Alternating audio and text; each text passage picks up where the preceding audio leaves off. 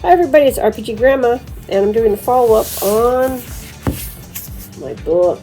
Remember, did the baking soda thing with this? So let me tell you everything we did. First of all, this book came, it smelled terrible, and unpackaged it, and what I could not tell in the pictures was that. See that? And the mold. So my books come with mold. What do? It's an old book. Luckily, this is a bound book. So that gives me a little more exploring. Plus, if I ruined this copy with my experiments on trying to get it better and finding out, does the internet lie? I could replace this. I could save up and buy another one. Not the end of the universe. So, this book, what did we do? So, I unpackaged this. Oh my gosh, it was just so strong. So, first thing is you just air it out. You just put it somewhere and you let it air out. That will get rid of a lot of the smell, because what's happened is the smell's been concentrated. And for those of you who know about East German secret police, remember those guys in the good old days? We had two countries, not one. One of the things they would do is they would break into people's homes and take an item of clothing, and then they had like this for like a lot of their citizens. It was spooky, scary.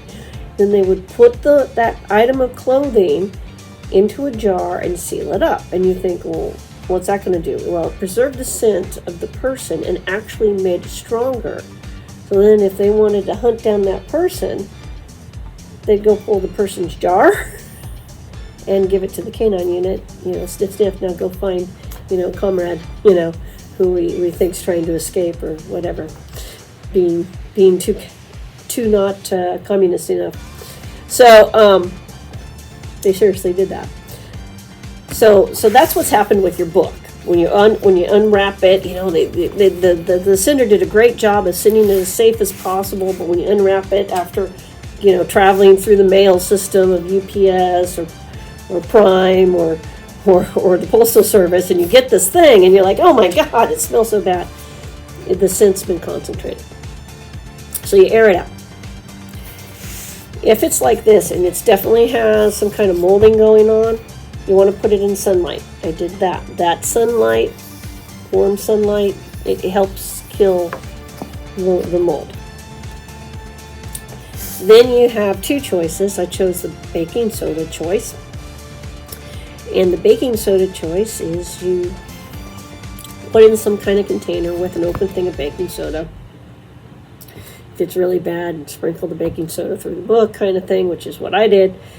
Cannot say if that's going to affect the paper or not, and I just don't know.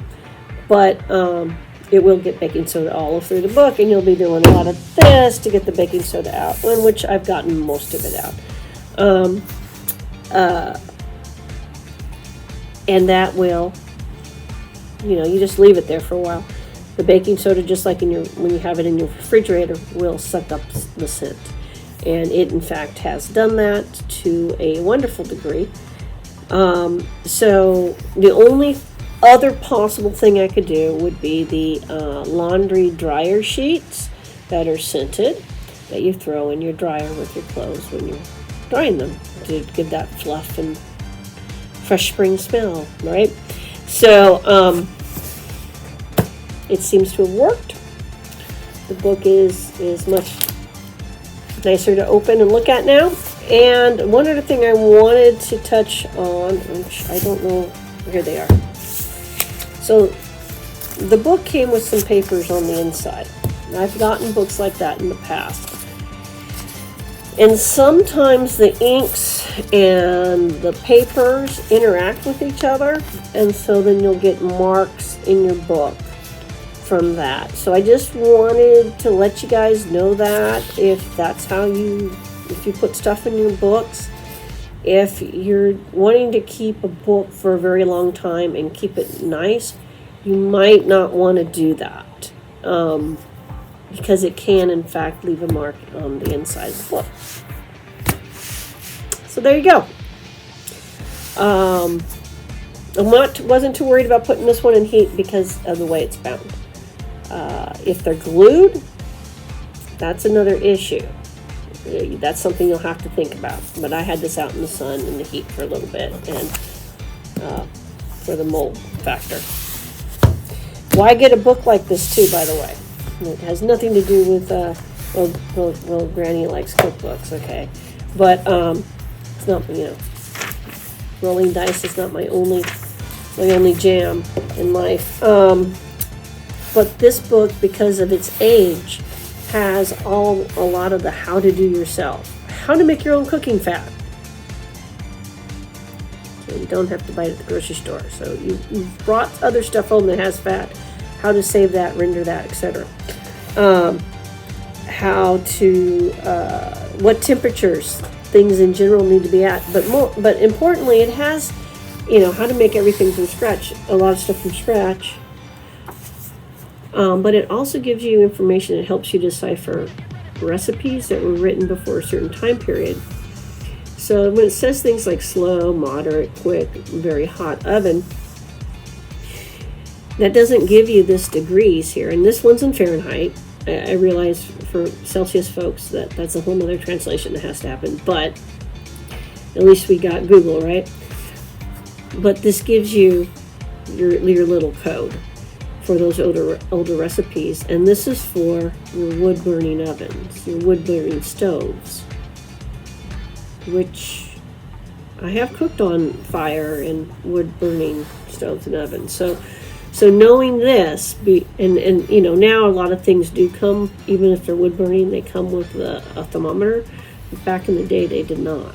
And if you're using a more primitive system, now you have a way to translate the recipes and get an idea about your cooking ranges. So if you're cooking it, in regular gas or electric oven instead of fire, you have a way to do that. Now, if you're learning to cook with fire, you're going to have to learn how to cook with the coals and all that, and what slow and hot and very hot and moderate and quick is, and what kind of woods or materials cause that. By the way, just so you know, fire making people, manzanita burns so hot it can really actually mess up an oven. So be careful with certain woods. Do a little wood research. It's okay. Anyway, so there you go.